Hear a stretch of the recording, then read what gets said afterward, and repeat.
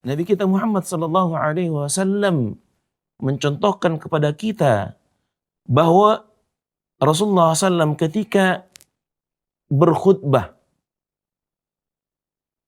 kemudian ada seorang laki-laki yang masuk ke masjid, lalu orang tersebut langsung duduk.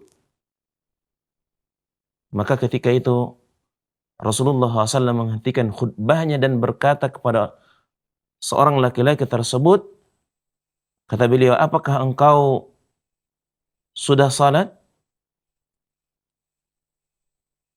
Maka orang tersebut kemudian menjawab, belum. Maka beliau sallallahu alaihi wasallam bersabda, berdiri dan salatlah. Ini yang dilakukan oleh Nabi sallallahu alaihi wasallam.